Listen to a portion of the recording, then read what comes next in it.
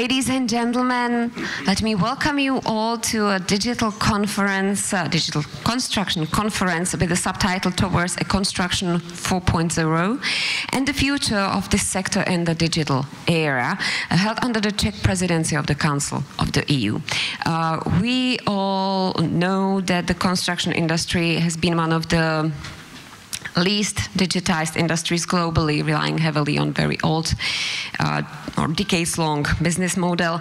According to Deloitte, the construction sector has seen a negligible year-to-year rise in productivity compared to other sectors, for example, manufacturing.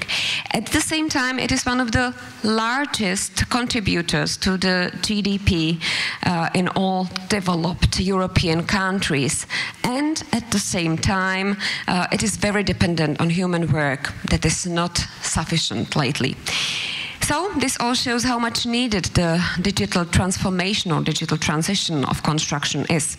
The core task now is to stimulate the use and share of data in the industry and accelerate the construction processes through the building information management. And that is exactly what we are going to talk about in the today and tomorrow sessions.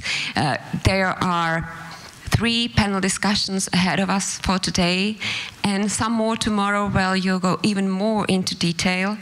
And that's all thanks to the organizers, the Ministry of Industry and Trade, who prepared this conference in cooperation, in professional cooperation with the Czech Standardization Agency and the Expert Council for BIM, Building Smart Czech Republic. So today 3 panels, tomorrow more in detail, the main topics, and you may take your part in all those discussions, in all those sessions, as we have Slido ready for you. So you'll just need your clever device, your smart device, mobile phone, tablet, whatever you prefer to use. It's good now to scan the QR code so that you get into our event. And you may ask a question. It's always good when you know whom you want to ask, so then to write a name. And you also may just support a question that already someone else has asked beforehand, and you find that question appropriate. So you may either write your question or support someone else's question. But for now, let me ask for opening speech, for opening this conference, the Deputy Minister of Industry and Trade, Eduard Muřický. Ladies and gentlemen, dear participants of the digital conference today. Firstly, please accept the apology of the Minister of Industry and Trade, Mr. Josef Síkela, who cannot be with us today. I would like to welcome you to the opening this conference. The Ministry of Industry and Trade is organizing this conference together with other entities across Europe as part of the Czech presidency. I have gathered here at what is probably the most difficult time for Europe in the modern history. When we were planning this conference, none of us could have foreseen the present turbulent geopolitical developments which have significantly affected the construction industry. From both the national and European perspectives, construction is one of the strategic sectors in terms of its contribution to GDP. Given its strong position in the economy, the overall modernization of industry might be one of the solutions that will lead Europe out of its dependence of Russian fossil fuels. At the same time, it will also strengthen its energy security and move the construction sector towards a low-carbon future. Even before the outbreak of the military conflict in Ukraine, the EU construction sector had been identified as one of the key ecosystems for achieving the objectives of European Green Deal. The construction industry is one of the largest energy consumers in Europe and is responsible for more than 1/3 of the EU greenhouse gas emissions. The new wave of renovation is also bringing solutions to address energy poverty and preserving the quality and life of citizens. Therefore, as part of the necessary transformation of the sector, we are talking about the need of the construction industry to become a greener, more resilient and digital ecosystem. For this and that reason, the Ministry of Industry and Trade has been actively supporting the modernization of the construction ecosystem. We also consider it's crucial to exchange experience on an international scale, which resulted in the decision of organizing this conference. In this respect, I would like to mention that exactly 5 years ago, the Czech government approved the concept of introducing the BIM method into practice in the Czech Republic. This concept has become one of the key components that is helping lead to much needed digitalization of the construction industry. Its vision is that the benefits of this method will be enjoyed by all entities involved in the life cycle of a building. The activities of the Czech Republic in the field of the BIM method, of which our ministry is coordinator, have not been limited to the domestic scene in recent years. We are also actively involved in international activities, such as the establishment of the Global BIM Network and the work of the EU BIM task groups. Its chair, Sohel Sobra, where is here? Thank you, will present the activities of the task groups in the introductory conference block. All of this confirms the fact that the digitization of the construction industry has become a natural part of both the Digital Czech Republic agenda and Digital Europe program. The need of intensively further develop of digitization of construction industry is also documented by the results of the Digital Economy and Society Index published by the Commission. It monitors EU countries' progress in the digital field. According to results from the past July, most member states have made progress in digitalization. However, the use of key digital technologies, such as artificial intelligence and big data, remains low for businesses. Furthermore, the member states need to make more progress in advancing their digital skills. Of all this applies to the construction sector. However, the whole issue of the modernization of the construction sector is much more complex, and the BIM method is only part of it. Therefore, as part of its activities aimed at the strategic development of the construction industry, our ministry is actively involved in the Construction 4.0 activities. The aim is to introduce new technologies and to use of Industry 4.0 principles into construction and to increase competitiveness of the Czech Republic is the field on European scale. We believe that cooperation across the entire construction sector will help the construction industry to successfully cope with the current difficult situation. Last but not least, I would like to mention the series of sessions of the second day of the conference, which are dedicated to human sources and its interconnection with the digitization of the construction industry. We believe that the ongoing digitization of the entire sector is one of the best way how to increase overall attractiveness for next young generation. So that is all from my side. I enjoy today's and tomorrow of this conference. Thank you for your attention. Eduard Muřický, the Deputy Minister of Industry and Trade of the Czech Republic, who opened this conference and mentioned the very important topic of insufficient labor force for the construction sector, and with increased digitization, we could get more attractiveness for those young people loving technologies who could start to work for the construction sector. So that's a good point that you will definitely mention through the discussion panels as well.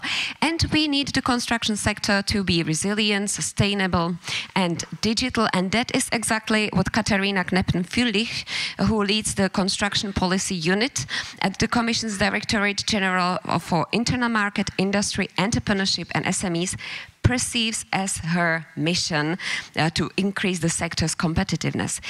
Welcome, Katharina Knapton-Vierlich, who is going to speak about digital building ecosystem.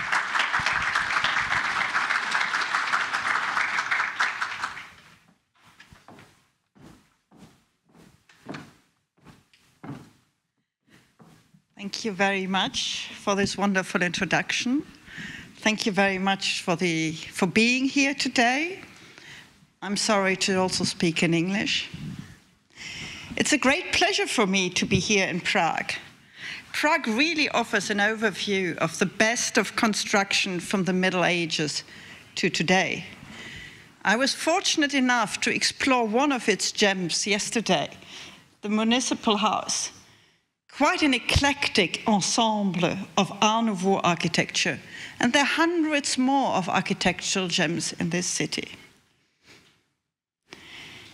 Prague's architecture, indeed, can never be forgotten once you've seen them. When I first came at the age of 13, on the way from my native Berlin to Vienna by train, it was only a stop, really. But I was overwhelmed by Prague's beauty. I could sit for hours in the sun on the Charles Bridge and look right and left. Fortunately, and possibly for other reasons, unfortunately, it wasn't overwhelmed by the masses of tourists as normally sees now. I had it all for myself and my mum. Prague has never stood still in terms of construction. It offers really the best of medieval, Romanesque, Gothic, Renaissance, Baroque architecture, but it also went into the future. Classicism, Art Nouveau, Art Deco, all of it is present here. If you love architecture, as I do, although I'm a lawyer by profession, you can never tire of that town. That's why there is no better place than Prague to talk about the future of construction. We will explore in the next 2 days what it will take to make the construction ecosystem pull its weight in averting a climate breakdown, what it takes to bring the construction ecosystem to the present and to the future. A major factor will be digitalization. And this is why we dedicate these 2 days exactly to that. Today and tomorrow, we will glimpse into the unknown, or at least uncertain, but certainly essential digital future of construction. But what do we mean when we talk about digital, the future of construction? We mean a lot. We mean the digitalization of records, the digitalization of planning, the digitalization of permitting, and of planning and guiding the building process, and of records of what has been built. And finally, even the digitalization of the building process itself, as is done today in 3D printing. But let's see what there will be in the future. We mean the storage of information, the exchange of and access to information, the cooperative generation of information, and the effective use of all that for designing, building, rebuilding, dismantling, all stages of a building. And digitalization will not only improve processes and building, it will improve transparency. It can create trust amongst all citizens. And it can make standardization really effective. It will allow our construction ecosystem to grow and to meet its climate responsibilities. Digitalization can improve productivity because we all struggle with a lack of skills and with a lack of young people entering the profession. It can accelerate building processes and permitting processes, the latter before the former. So much potential, and yet so much inertia in practice. This dichotomy mirrors the construction ecosystem in general. Construction over the centuries, even millennia, has often been a driver of innovation as much as it has been a bearer of tradition. Not the least because buildings are just there for some time to last. It's their sheer longevity that makes them bearers of tradition. And it's this tension that digitalization aims to resolve. And at the same time, it faces this tension every single day. At the moment, construction is one of our least digitalized ecosystems. We can give many reasons for that. The micro-enterprises, the age of the actors, the lack of interest of young people to work in it, you mentioned it. A vicious circle and the notorious addiction of administrations to paper, to something that can be stamped and physically filed. It doesn't help to break this vicious circle. And yet, we are convinced that we can altogether replace this vicious by a virtuous circle. Because changing that serves all its actors. Everybody profits. A new generation grows up with digital native skills. They are much more firm in digital than just writing their speech on the iPad. So we are here to help from the European Commission. We are here to slightly guide the transition and to inspire people to go digital.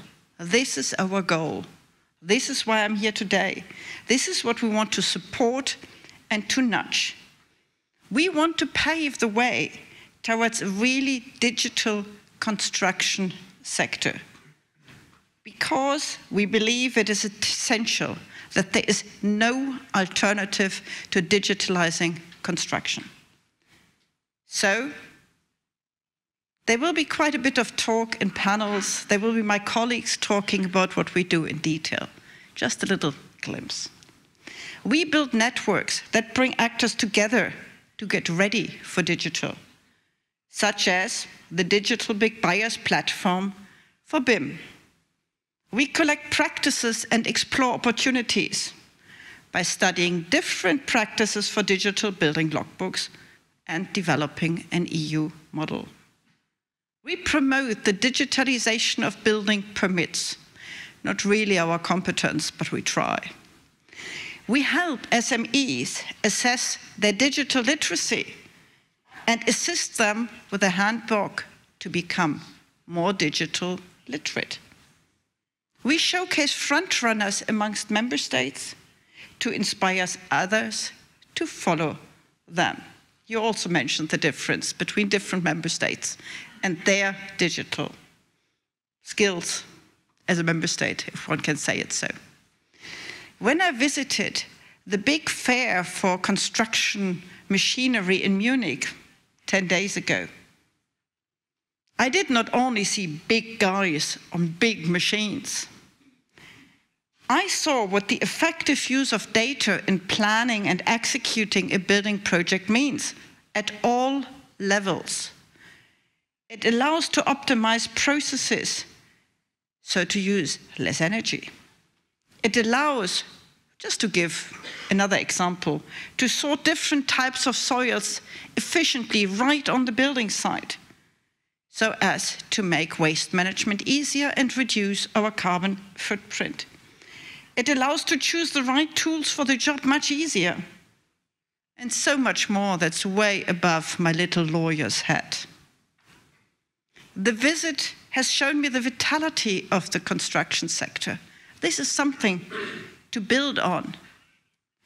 If only we would use all these tools as a matter of course. And now, so that the construction ecosystem may meet our climate responsibilities.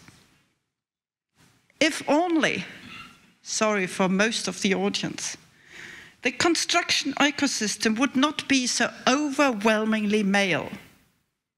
We need the whole population to be part of this transition.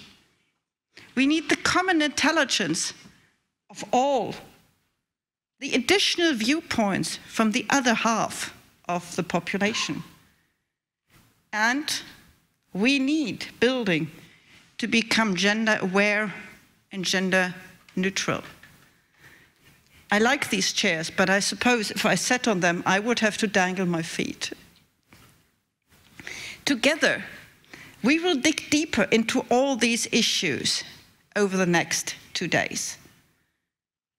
I know, here I'm preaching to the converted. But let's get out of our bubble of the converted. Let's create the bridges that digitalization enables. Let's strengthen the bridge between different states and stages of the built environment.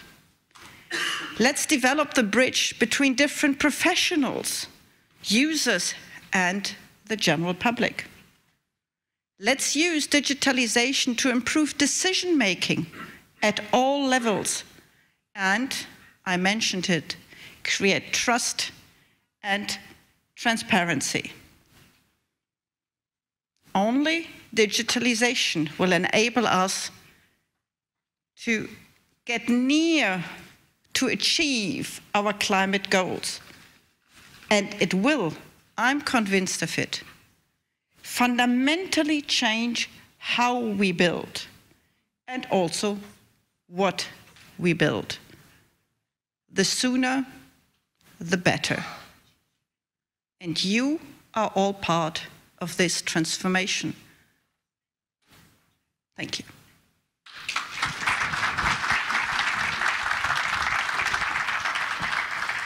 Katharina from the European Commission, who actually came to the construction topic quite lately.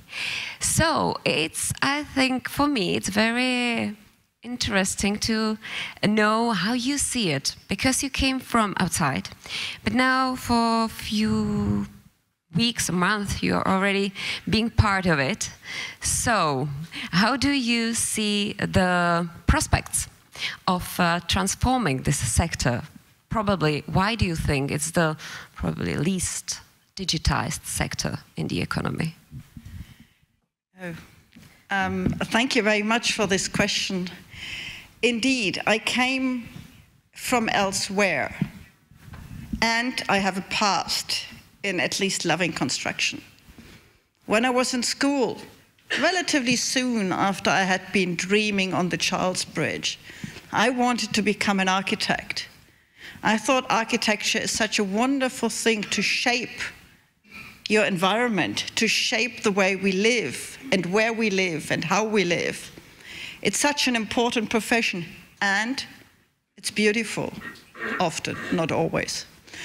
I mean, we all have our sins. Sometimes, if you look at them long enough, the sins become the gems, but that takes time. So I was very happy when I was offered to work on construction. It's very tangible, even if we're here talking about digitalization. But the result is something tangible, something we use, something we see, something we live in. And that's what makes me very happy to do that. I have been responsible for procurement for a while, for procurement policy. And a lot of building is public procurement. Not only the big ones, the concert halls, the schools, but also many housing projects, probably less and less, But when I grew up, there were loads of social housing projects that were public procurement. Some member states have still loads of them, others have less. And then, how do I see the future? I think the fact that we have this conference and all these people I've met over the last, indeed, 2 months have shown me the vitality that is there. We just have to grow it, we have to spread it. We have to go into our communities. We have to talk to the micro-enterprises, and we will have to talk their language. I think there we have something still to learn. There in Brussels we might be sometimes a bit far, and you also might sometimes be a bit far. Because that's when we can reap the benefits of the fact, we both mentioned it, that young people are digital natives. And they're not really interested in becoming part of construction. There's such a skills gap. There's such a gap of young people wanting to enter the profession. So we have to attract them, male and female, to be part of the transformation of construction. Thank you. I got many ideas while you were talking. So that was Katharina Knapton-Vierlich, who sees a bright future, but has a good point that we really need to start speaking different language to get it to those that are not convinced yet. And we want them and we need them to be part of it. Thank you very much. Thank you.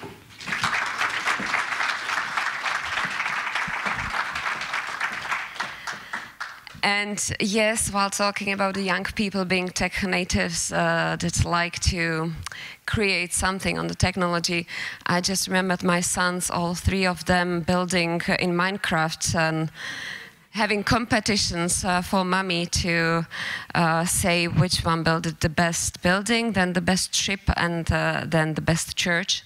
So they love building, but not with their own hands. So there we have a bit of trouble. But that's why we are here, to change it, not to use the hard work, but to have the fun of it and create the nice things. Also, when you were speaking about the beautiful Prague architecture, well, I don't know what's your perception of the building we are just in, but Katharina didn't mention it. Probably not one of the gems that you meant for Prague. But, well, it's an important building as well. It was built in the communist regime, so probably that's why it is so big. It can host up to 9,300 people, and the biggest hall can host like 3,000 people. It was originally meant for the Communist Party congresses, so welcome. Welcome here.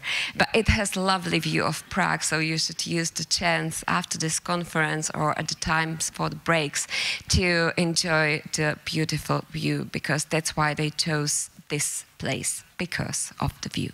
So now back to our topic, digital construction. Practical plan how to get out of this situation and improve the whole sector when it comes to productivity through better use of data is emerging at the EU BIM task group, and I'm pleased to welcome here the chair of and director of the IT department at the French Scientific and Technical Center for Building, Dr. Suhail Subrab, already mentioned here.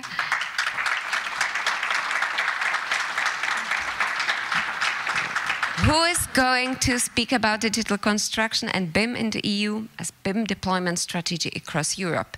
And you may also ask some question. I already found out there is one question for you, so you'll have something to answer afterwards. But most of the questions we'll keep for the panel that will be the first panel of the day, just after the keynote speeches and the first coffee break. And Suhail will be its moderator, so he'll keep the questions for later on, but now the stage is yours. Thank you, Michaela. I will take this one if it's possible. Yeah, thanks. Hello, everybody. It's a pleasure to be here and see you all here today in this wonderful city of Prague. It's always a pleasure to see so many friendly faces and think about the future together. That's very interesting. So I'm happy to present to you our thoughts about digital construction in Europe and the role of the EU BIM task group in building this digital future. Let me start by saying that the construction sector is, of course, an important industrial sector, but it has a long record of poor performances, right?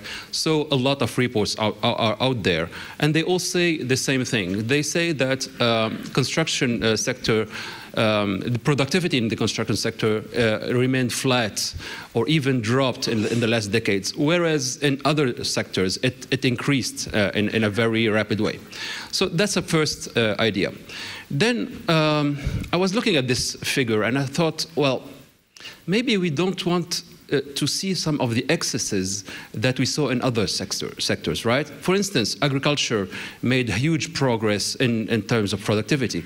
But at what cost? What is the human cost? What is the environmental cost? What is the impact on the health of people? So, I mean, this is something to keep in mind, because it is not only about productivity, right? So Katharina was talking about that. I mean, the built environment is all human-made space in which we evolve, we interact, we recreate, and so on. So it impacts our lives in a very, very important way.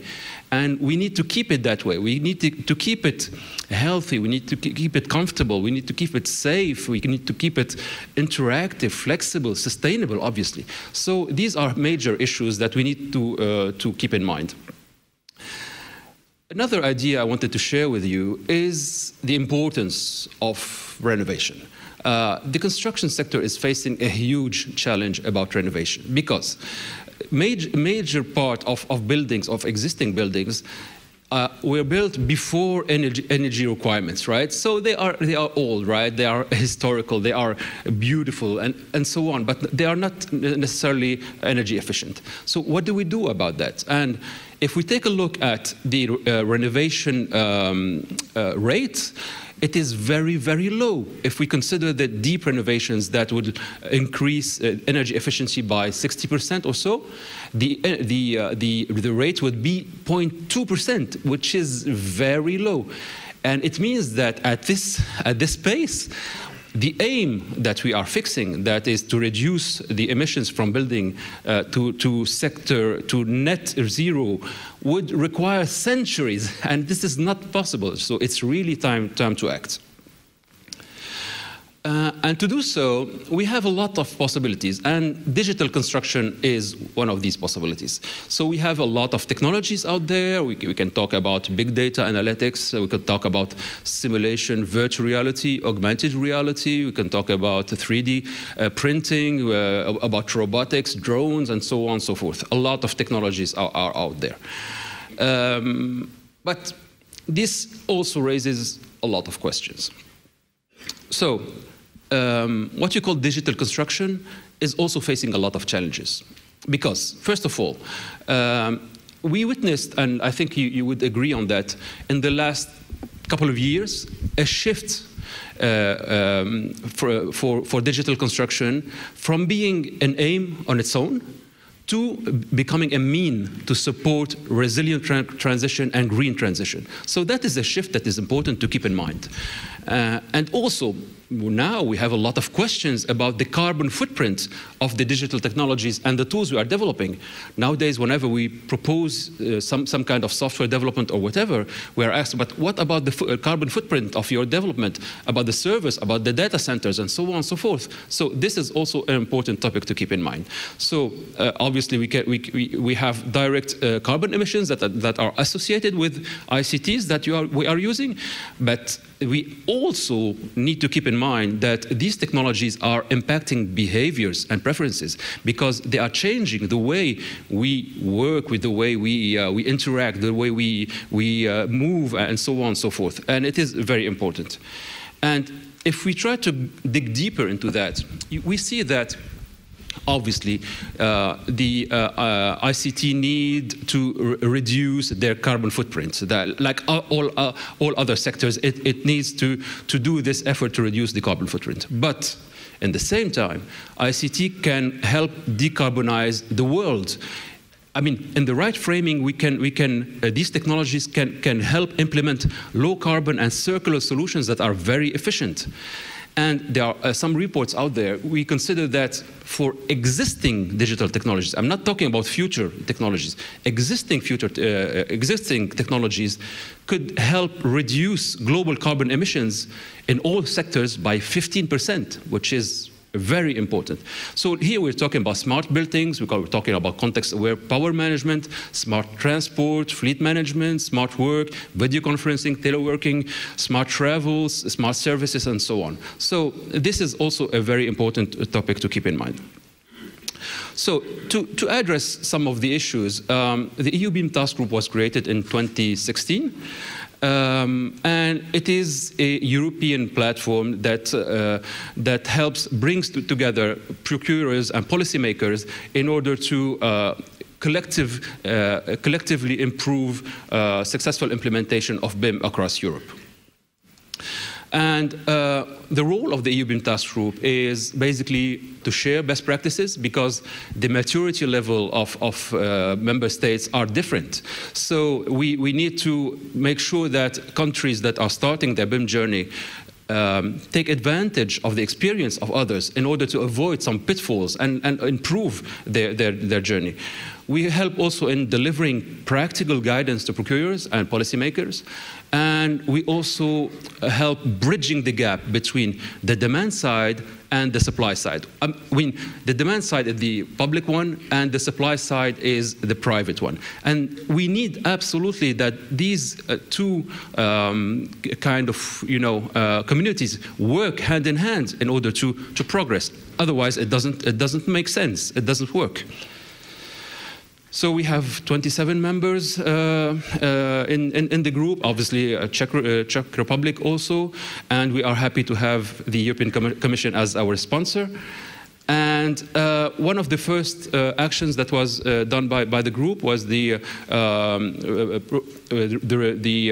delivery of what we call the EU BIM handbook, which is, I mean, an introduction for BIM on the European level, and it is destined to public sector in order to equip the governments and policymakers with information needed to describe their BIM journey. So the EU handbook can be downloaded on our website, so please go ahead, check it, and we are happy to announce that you have a Czech version of it, so please take a look at it.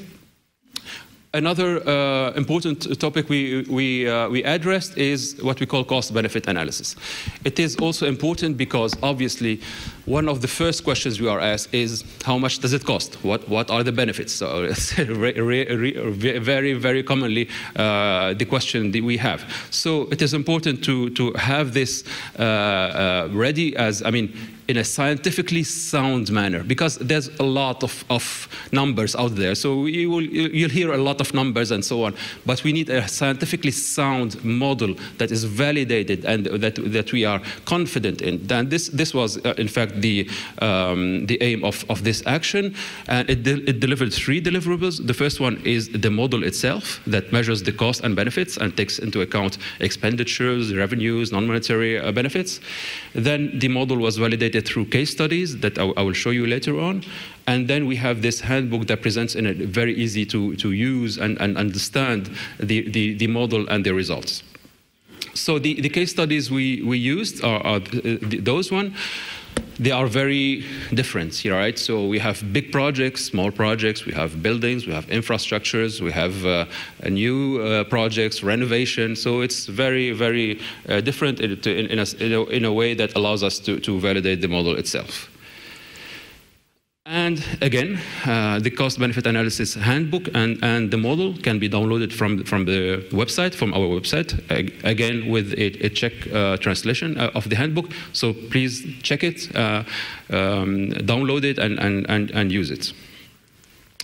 Okay, at this stage, I wanted to share with you some information about what's happening across Europe. So I wanted to mention the work that is done by the High-Level Construction Forum. This is a very important work, and it aims to initiate the co-construction process between with a transition pathway between green, digital, and resilient construction ecosystems.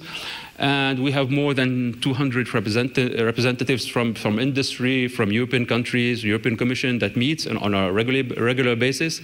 We had various kinds of meetings, and we had some digital sessions, and these are some of the ideas I picked up during the digital sessions that I wanted to share with you guys. So the first one is about trust and collaboration and interoperability, and how they can improve sharing data and as a result support greening and resilience. That is an important topic. We have this idea about public demand that goes through public procurement, and that is used as a lever to innovation and standardization. And also a mention about the EU Data Act that can help level the playing field. So during one of these sessions, we had a question asked to the participants using a questionnaire about what is your vision about the future of construction. And this is a result that in the word cloud that you see here. So you see the importance of standardization, BIM, obviously, digital twins, digital logbooks, education, skills, we talked about that, also open data, and so on. So these are ideas that, I mean, are considered by the participants as important for the future of digital construction.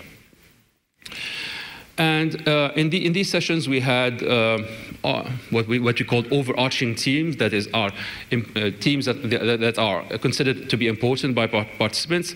The first one is about data governance and platforms. So it is, I mean, fostering the availability of data for the use and data sharing is an important topic, because it allows data to flow around stakeholders and improve the processes. So we're talking about business to government data sharing, but we're also talking about government to business in a context of public interest, right? Whatever this is, there's a public interest to do that. And also, obviously, we are talking about business to business, also data sharing. And all this data sharing is also supported by large scale of technologies. We're talking about CDEs, common data environments, digital twins, and so on and so forth. The second topic is about SMEs. So again, we talked about that. SMEs represent more than 90% of the companies in the construction ecosystem in Europe. So it is huge. And we have a big challenges regarding SMEs because their lack of investment in digitalization and R&D, and their lack of trained employees on the use of digitalization is a major challenge for the full-scale digitalization of the construction sector in Europe, because we cannot do without SMEs, right? So we need to get them on board. So these are real questions about how we get them on board and how we make sure that they understand these issues and address them also. And the third theme is about standardization. As you saw in the word cloud, standardization is a very important topic for participants, but in the same time, we know that standardization is a must in order to have a more efficient, more productive, more sustainable, and safer built environment. One of the participants were saying, I mean, standards can be an indicator about societies. In well-functioning societies, you know that standards are used. And in corrupt or dysfunctional societies, you don't have standards. So it is a very important metric. But regarding digital construction, we know that there's a lot of standards out there. The question is, they are not always used. So why is that? I mean, are the stakeholders not aware of their existence? Do they understand these standards? Do they consider them not adapted to their working methods? So there's a lot of things to do about the adoption of standards. Of course, about making new standards and so on, but also the adoption, making sure that the standards that, we are doing are adopted by the construction industry. And the third theme is about standardization. So again, we talked about that. SMEs represent more than 90% of the companies in the construction ecosystem in Europe. So it is huge. And we have a big challenges regarding SMEs because their lack of investment in digitalization and R&D, and their lack of trained employees on the use of digitalization is a major challenge for the full-scale digitalization of the construction sector in Europe. So Okay, so very quickly, where do we go from here? I mean, what are the future perspectives? Just a few thoughts. We need to keep in mind the importance that data is having nowadays. Data is becoming a strategic masterpiece in all the processes that we are doing regarding the digital journey. We're talking about real-time data collection, advanced analytics, digital twins, obviously, and data will be a central point in all what we are talking about. That is, we need informed and timely decisions, and we need to do that through data in which we are confident, and this is a very important topic. And the last thing I wanted to share with you is how I feel things are changing around BIM. We used to go through this process. You probably know that and witnessed that. Somebody at some stage says, I need BIM. We don't know why. I need BIM, okay? And then we try to find a solution, and then we hope for the best. But usually the best never comes, right? And we have a lot of frustrations. And I think we are moving towards a more structured approach, where we start by defining the needs, then we define the operational mode, and then we address the lifecycle management of data, where data flows across parties and stakeholders in a decision-making process. And this is, I think, a very important shift. So that's about it. Thank you for your attention, and thank you again for this wonderful opportunity. Thanks. Suhail Subra, who has many questions to answer still, but I start with the one because you spoke about we need BIM, but how it is with the deployment in BIM in the EU and in different countries? Yeah, well, it is a very interesting issue because it is very different, right? And I mean, first of all, you need to keep in mind that the EU is very advanced in the use of BIM. So that it is on really on the international level, it is very advanced. But within the EU, you have different maturity levels between member states. So you have countries that are just starting their BIM journey, right? And others that are well advanced. And this is a very important thing to keep in mind. And also you have different strategies for BIM. I mean, some of the countries adopted what I call the mandatory BIM, right? So they made BIM mandatory. For instance, Italy, they have what we call this BIM decree that makes BIM mandatory for all projects that have more than 50 million euros as a budget. And this is decreasing, right? Because it started higher, now it is gradually decreasing, and it will still decrease.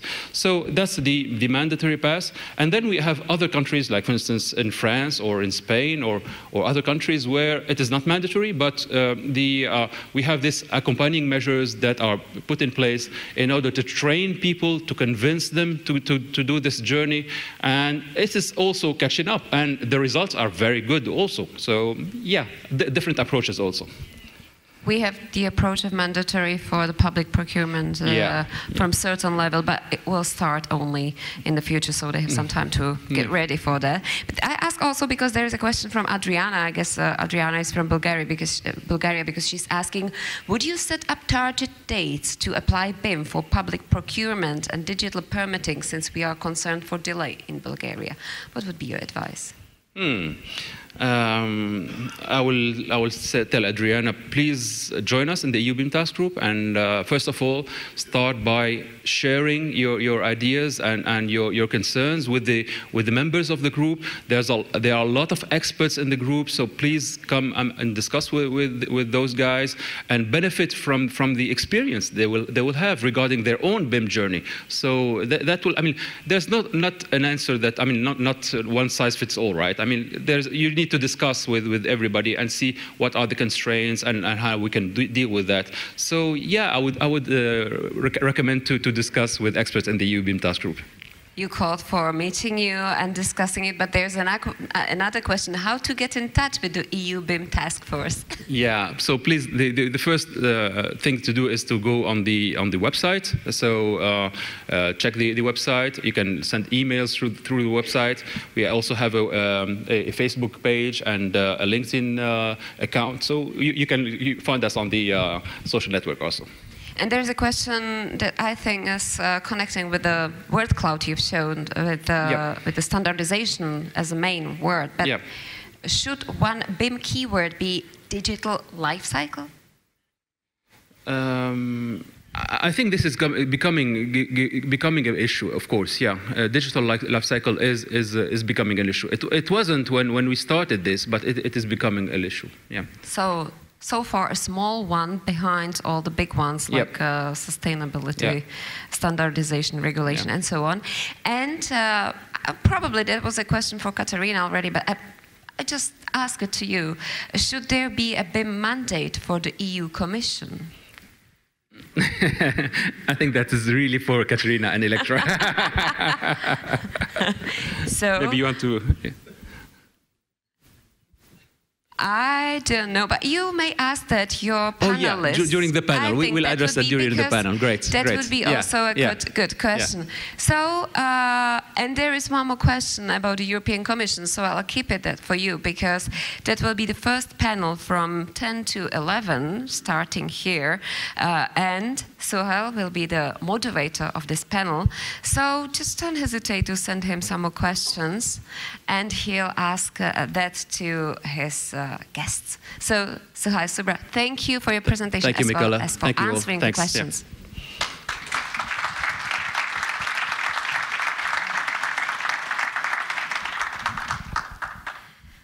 And another important part mentioned also by Katharina is the construction, for the construction sector, is the automation of building permit checks so that the digitization of the whole process is complete. Jaan Saar, head of section Digital Construction at the Estonian Ministry of Economic Affairs and Communications, will tell us more about his experience, as now he is working on the developing of e-construction platform, which will provide the digital infrastructure for the collaborative data sharing. But not only that. Jaan Saar, the stage is yours, and you may ask him questions as well.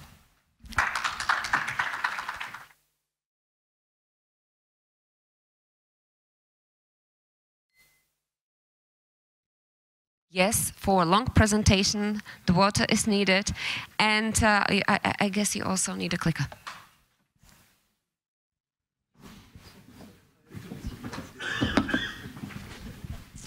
That was good. Thank you, Michaly, for the introduction.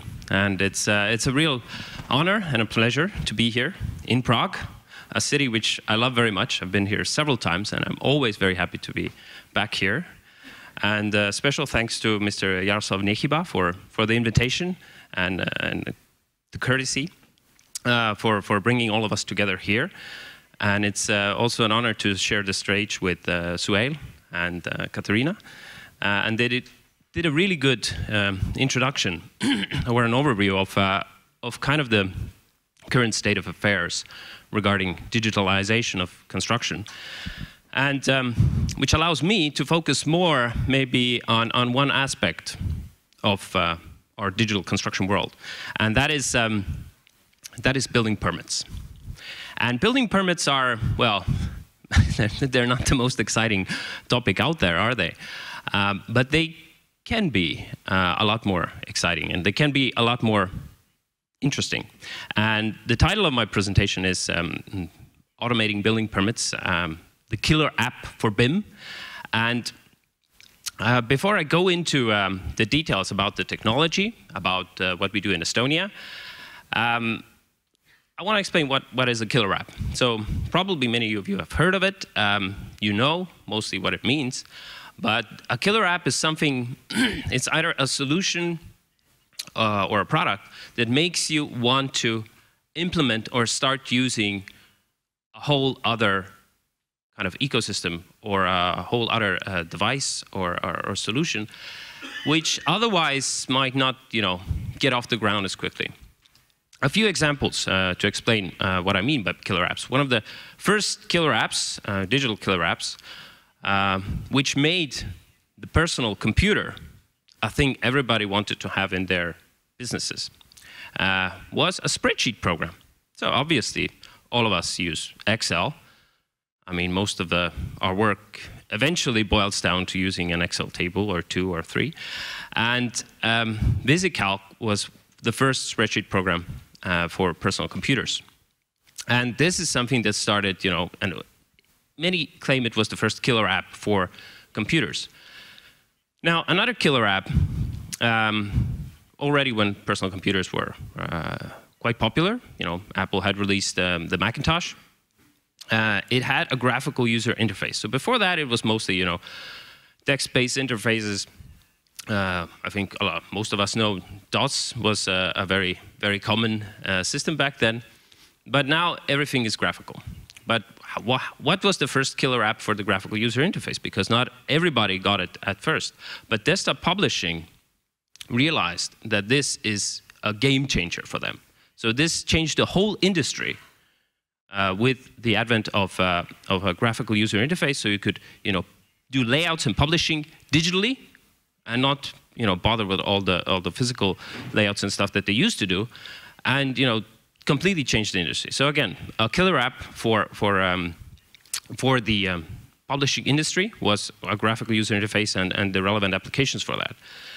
Now, when it comes to the internet, it's a bit more difficult to name one killer app. Some say it could be email. Of course, probably email is like Excel. You can't get around it. You have to use it, and you use it every day. But from a more technical point of view, it was the HTML standard, the hypertext markup language, that was the basis for websites, that how you describe websites, and to this day is one of the key standards, and I would say the killer app for the internet, because this made it possible for us to link data and to explain stuff on the web. And a more recent killer app, the iPhone itself wasn't, it was revolutionary, of course, but what made the iPhone so unique, what made it really, put it into the pockets of, I believe, half of you at least, it was actually the App Store. And even Apple didn't realize it at first, but the killer app for the iPhone was the App Store. And this is what made everybody want to use the iPhone. And of course, it was very nice. It was, way ahead of its competition. But it was really the app, the simplicity of being able to download apps, to go to an app store, and to, they had this phrase, there's an app for everything. And, or there's an app for that. So that was back in 2007, 2008. And this brings us now to BIM. And I truly believe that a BIM-based building permit process is one of the killer apps for BIM. Because we're entering a new field, and BIM has been around for years and years. And it's really about how do we apply BIM in the right process at the right time to make it a killer app. And I'm really happy that there's a lot of initiatives ongoing in Europe, and we're going to talk about it in the panel later on as well. But today I'm going to introduce you what we're doing in Estonia with the BIM-based building permits. So just a little background slide, if you don't know Estonia or that much about it. We've been called, the most digitally advanced society in the world by Wired magazine, so I didn't make it up. And, all of our state services are online. We do voting, we do taxes, we do, banking, everything online. So it's very digital. And when it comes to the built environment, we've had a digital building permit process already since 2016. And we have a system we call the building registry, which is, kind of like a building logbook, only we didn't call it a logbook back then. We named it differently. And, but this is what a building permit in Estonia looks like right now. It's a digital container with an automatically generated PDF. But the process we use for getting those permits has been kind of copied from a paper-based process. So it's all digital, but it's kind of like digital paper. So, and that's where BIM can make a huge difference.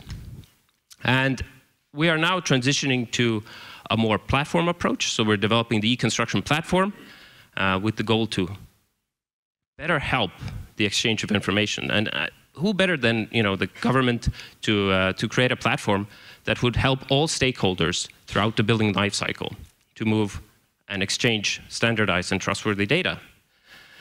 And we have a lot of, the main goal is helping to with the information management, which is a big issue in our industry. But we really want to create new products and services with this platform as well. And not only public ones, but also commercial ones. And just to give you a bit of a background to explain again what the platform is. So here are it's kind of a classical view on database services and user interface, where you see the building registry services, where you have the building permit, you have the usage permits, etc. But we're expanding that, so we're adding a utility network database with services for land surveyors, so they can enter data, and BIM-based building permits. So this is what I'm going to talk about in more detail. Also, the digital twin is part of this platform, and this means we are connecting a lot of databases to this platform. But we're not creating a super database. The whole infrastructure for Estonian e-government has been built on a distributed architecture principle. So we're not pooling everything together. It's about connecting services and databases in a secure and reliable manner. And this is what we're doing also in the built environment services and all these, the blue services on the slide here. And it's not only about stuff we do at my ministry, we're also connecting other ministries because not everything in the built environment is handled in one ministry. For example, the spatial plans, detailed zoning plans are done in our neighboring ministry, the Ministry of Finance, but we're working to kind of combine the organizations as well. But we need to do it also digitally. So we're bringing in all of that to one platform. And on the sides, you see these pink bars. These represent the opportunity for the private sector to bring also their services on this platform. So we have a developer portal for this platform with all the necessary technical documentation for IT developers to connect their services and bring them also to the platform. And essentially, the platform is formed by this service layer. And it's really not something kind of a big IT system we're developing.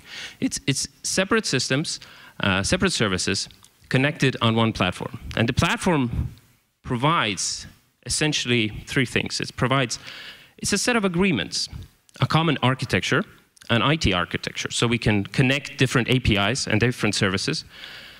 We need a common language, so standards again play a real important role. So it makes it easier to exchange data between these services. But the most important one is philosophy. So we want to really come out of our silos and integrate with other services, reuse other services and data provided by other stakeholders, and with the goal of having this data available throughout the building life cycle and constantly adding to it, not recreating it. So there's a lot of waste in information management in construction, and we're really hoping that this platform will help to alleviate that problem. But now, on to the BIM-based building permits. And why a BIM-based building permit? Well, some of the answers I already spoke about, but of course we want a more transparent process. If we digitize it, if we can automate it, this means it will be more transparent as well. And with building permits, there's quite a large need for transparency. In Estonia, in some cases, I think in all countries, there are cases where, think, well, how did that permit kind of get off the ground and how did that building get approved? But But let's bring it out into the open, make it more transparent, make it faster thanks to automation. And this is really, what everybody's after. I'm not sure how long it takes in Czechia to get a building permit, in Prague, for example. I hear about, a little bit. Careful about this topic here. Yeah. It's very touchy. Well, I'm not afraid to touch it. That's why you need a BIM-based permit system. But yeah, faster review is something that real estate developers, for them, every wasted day, every wasted minute is wasted profit. And that means wasted profit for the economy. And we need to fix this. And, building permits play a key role in this as well. And increased quality and detail, because again, if we get machines to check technical aspects, they will not get tired, they will not miss things as much as people do, and they're not biased as well. So they're quite, neutral, objective. And, it means that we need to build a good system, but if we do it, it means better quality. And, with all the complexity of BIM technology, it actually makes things simpler from a human point of view. And this is, I think, what Katharina was reflecting on as well, that we really need to think about the human aspect, and Suhail mentioned it. And, if you think about a construction documentation, it's a bunch of drawings, technical drawings, and you often need a degree in engineering to understand some of it. But the guys at municipalities who are managing the building permit process are often not technical engineers. And especially if you go to smaller towns, smaller municipalities, you will not be able to find these BIM guys. Bigger cities, richer countries can of course afford to have a lot of experts on staff, but not everybody. And I think having a BIM model really makes it easier to understand the design, having a machine help you translate it, do some checks, technical checks, that otherwise would take enormous amount of time. So yeah, that's why we started the process in 2019 in Estonia with a proof of concept. In 2021, we already had the first version of the BIM module ready. And now this year we're integrating it with our building registry, building logbook, to really be an added module for the current digital permit process. And another thing that kind of shows the importance of this kind of technology is that our development partner from Netherlands, Future Insight, won the Building Smart Technology Award just this year, just a few weeks ago in Montreal, for the implementation of BIM-based building permit process in Estonia.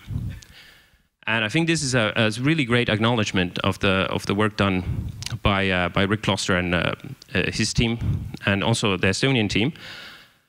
And it shows again the importance of having BIM in a key process like building permit. It's not just about digital nations like Estonia, but it's about across the world. So I have a small video here, which shows a little bit about how the process works. And the key is that you will be able to check the BIM model yourself before you submit it to the municipalities. So it's kind of a self-service solution where you can upload an IFC model, IFC of course, open standards. Nothing else will be accepted by our building registry. And you can upload it to the system. You can apply some checks to it. You can see if it passes these checks. And only when you're happy with the results, if you modified the model enough, you will push the button to get it, to send it to the municipality for review. And the municipality can then see the model, see the checks, see the comments you've added there, and they can start their process and due diligence on whether or not, not everything can be checked automatically. And this is yeah, it shows the integration of the BIM module into the web-based building registry that we have. And the key here is, again, is simplicity. So it is, you don't need to install any kind of software. When we're talking with municipalities, you know, and if you need to, there's a lot of great software out there that you can use to do checks. But we really are looking for, you know, keep it stupid simple principle to make sure that we get as many people involved in the process as possible, and they don't need to bother with, you know, authentications requirements for their computer, training. So really make it simple. And the BIM model, when you upload it, you can use the viewer to do very simple analysis on it, you know, to look at the floors, and you will also see the model integrated with the digital twin of Estonia. But this is really the cool part of the whole. One part is the viewer, but the other part, and really the technically advanced part, is the automated checks. And we have different types of automated checks. We're checking about 60 different aspects of different legislation requirements, regulation, building code, for accessibility, for fire safety, etc.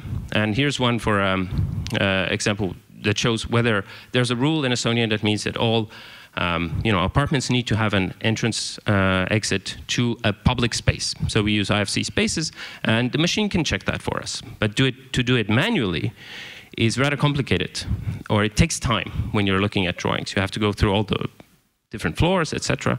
Another accessibility check, for example, the angle of the entrance ramps.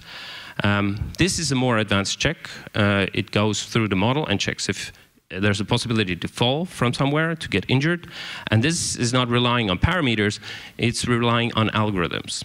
So this is a really cool part of the system. So it has not only parameter-based checks, but also algorithmic checks. And this is another check that's checking the length of the evacuation routes, and also at every corner in the building. So to do it manually takes a lot of time. And of course, there will be always exceptions to the rules, but you can add comments there, and the municipality reviewers, they can add comments.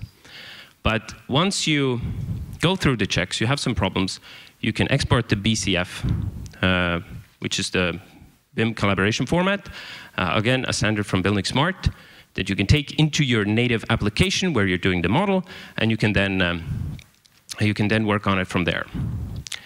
So that was a quick kind of overview of the system, but what we really need, and what I urge everybody who is doing anything in the field of building permits, is to use open standards. Without open standards, it makes life so much harder. But luckily, we already have great standards from Building Smart, IFC, Open BIM. We are also using CityGML for digital twin from the OGC. And Construction Classification International is, you know, not everything is covered by IFC or CityGML. So we need something more holistic, something to describe a bit, you know, on a higher level, the construction systems. And this is what CCI is for. So some of the challenges, just put them on quickly here. Software. So there's still always issues exporting IFC. We have to make sure that the BIM requirements are clear.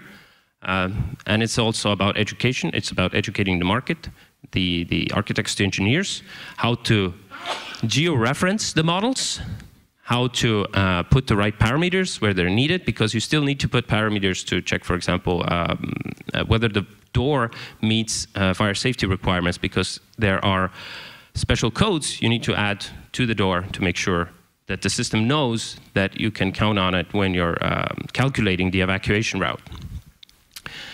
And legislation, of course, that's a good part, because legislation is not written by machines, it's written by humans, for humans, which makes it very, very complicated. So translating that to a machine-readable language, a machine-processable language, deducting the rules from that is quite hard.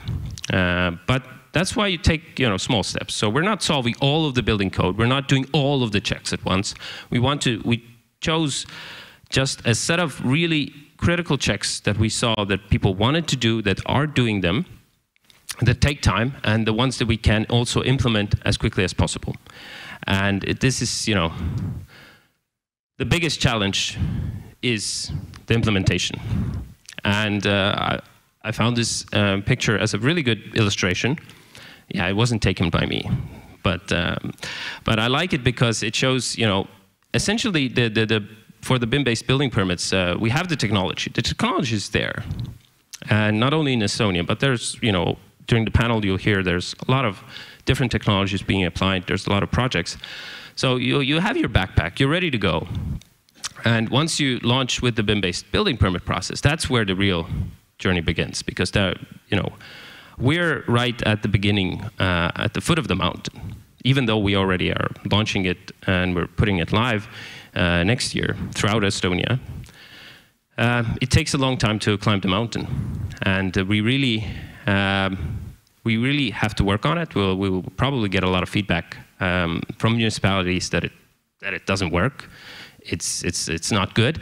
But this opens up the discussion, actually, the real discussion on, okay, if that's not perfect, if that's not what you could use, what about it would you change? What would you fix?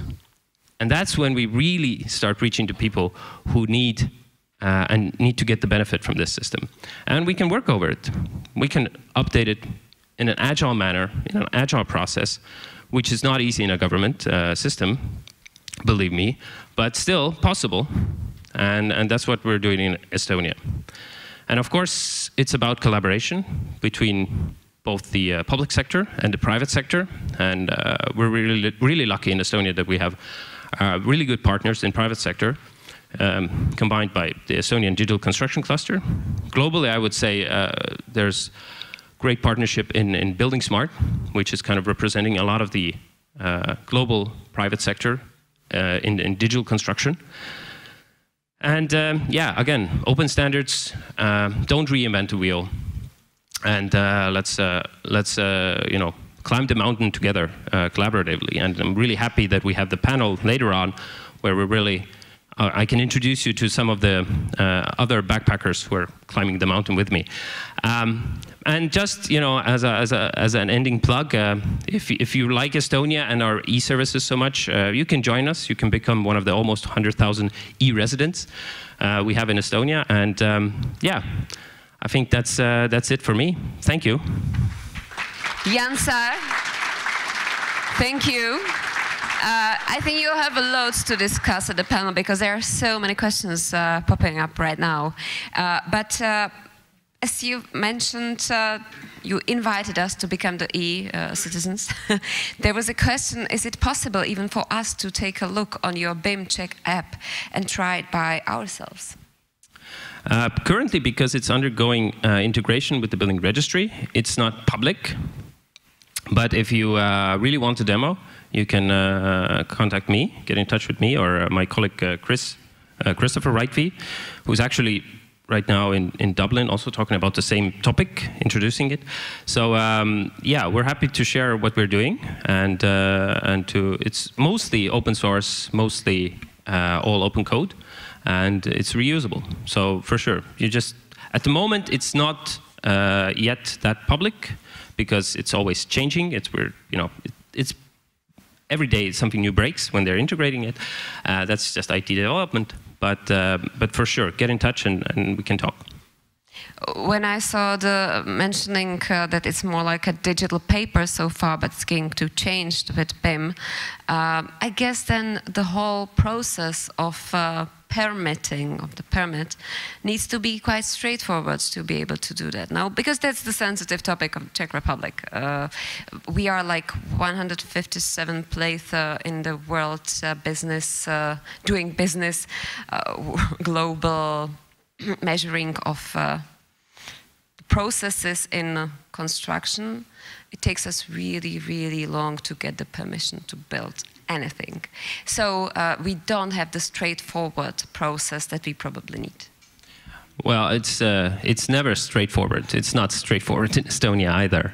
And well, it's a good thing actually that doing business metric is not really relevant anymore because there were some problems with it, with China influencing it. So great, so we can just cheer. So it wasn't that objective that it was perceived as. But you're absolutely right. It's the process itself that you first need to really open up. You need to standardize it. You need to understand the steps involved, and you need to understand how people are interpreting the rules, the regulations.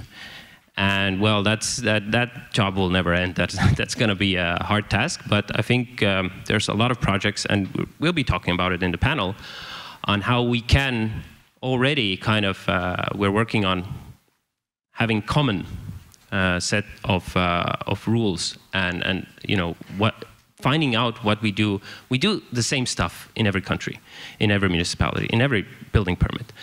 We just need to kind of agree on, okay, this is the same stuff, and this we can maybe reuse here in Czechia, in Estonia, in Finland, in Geneva, everywhere, across the world. Great that you are building the road for us that we can just walk, hopefully. Thank you. Jaan Saar will be moderating a panel this afternoon where he and his guests will talk about revolution or evolution of the building permit process to move from paper to digital to BIM that he just described, and you sent like 10 or more questions. So Jaan, I think you have something to go through the now coffee break and then lunch break, because the panel starts right after the lunch break at 1:20 p.m. So thank you for now. Thank you.